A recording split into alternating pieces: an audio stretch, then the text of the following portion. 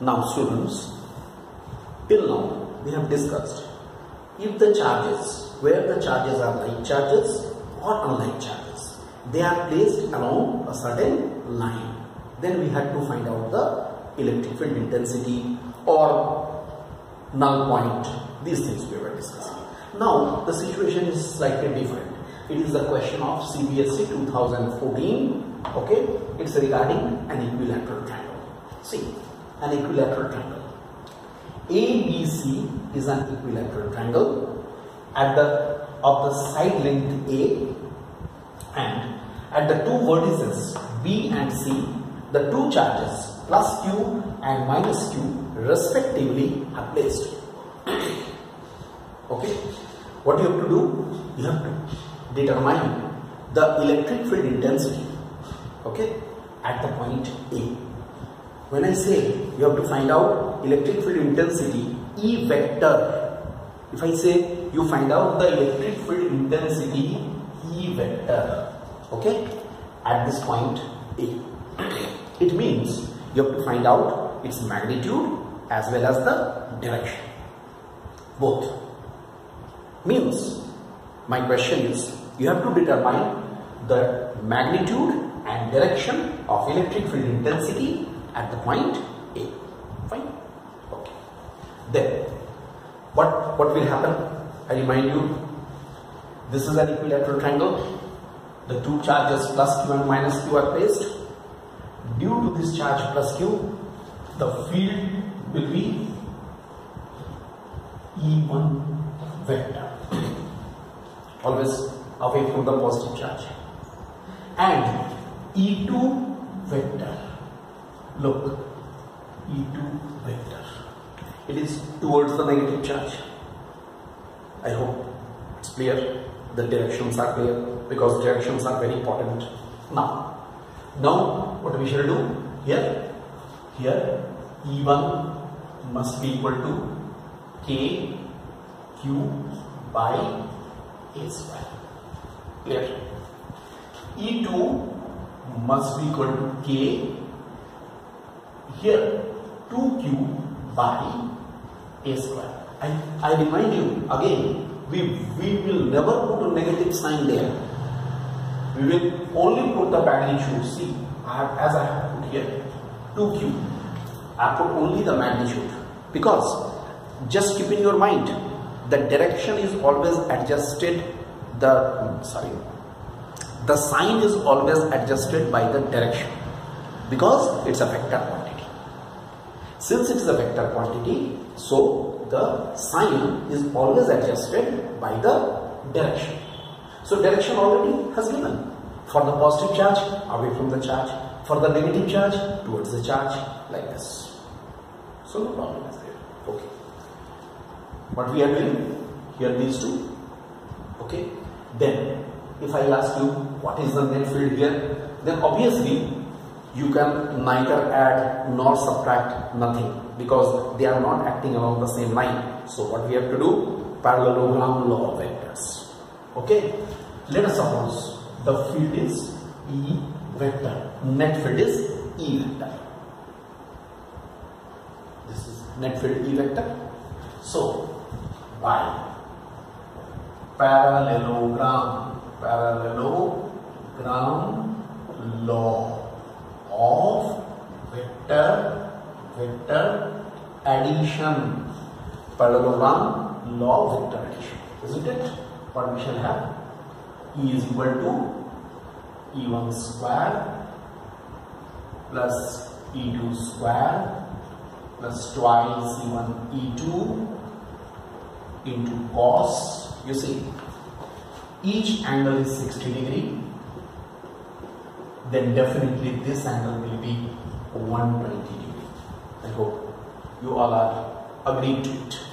Now 120 degree, and obviously a root over sign. Just be careful. I remind you, it is coming from the parallelogram law of vector addition. We have already discussed it in our class 11 syllabus. Okay.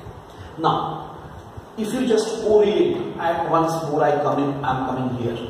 If I correlate these two, may I write this equal to twice even, no problem, because magnitude wise it is the twice of the former. So we can write here root over even square is simply even square.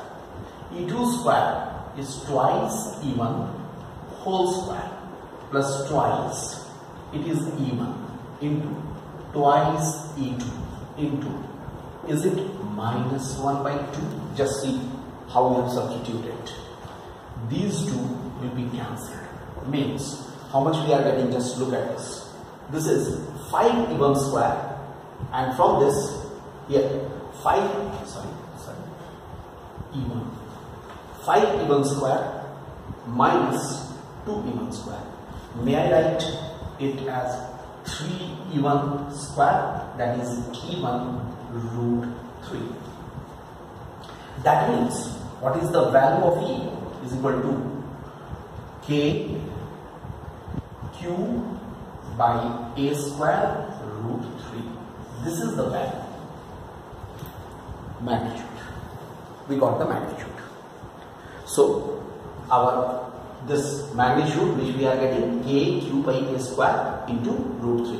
Now if it is a numerical values are given, you can substitute it and we can find out the value. Now what is the direction? Now direction. If the direction it is same, then what we have to do? We have to see that the resultant E vector should make certain angle either with E1 vector or E2 vector. Again I take the case of the parallelogram law. By the parallelogram law, look, if I consider it is forming an angle alpha,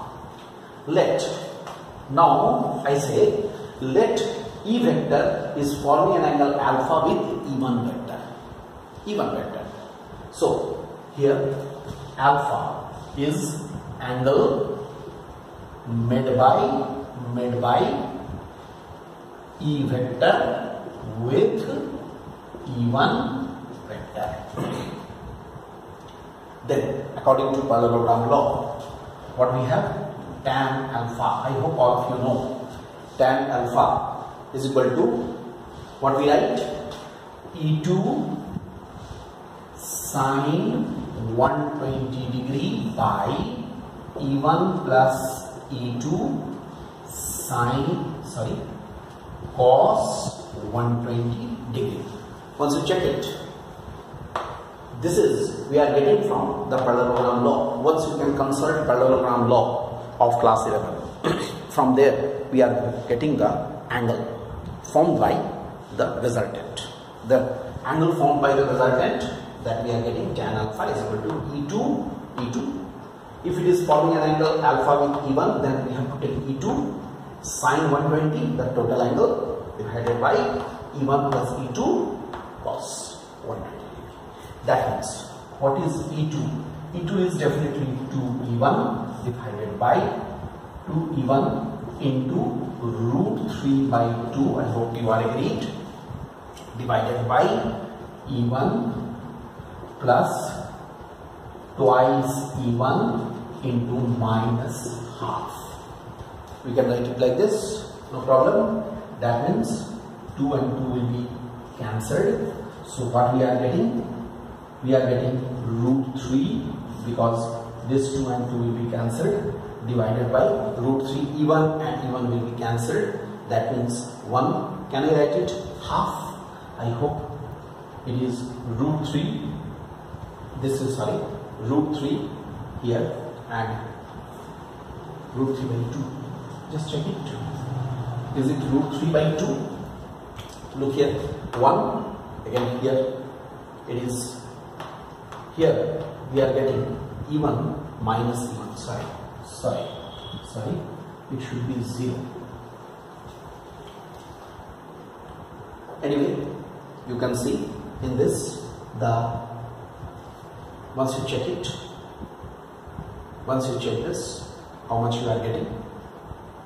This is, I just give you the time. Once you check whether the solution is alright or not, you see how much you are getting. You can get the direction from here. Look at this first properly.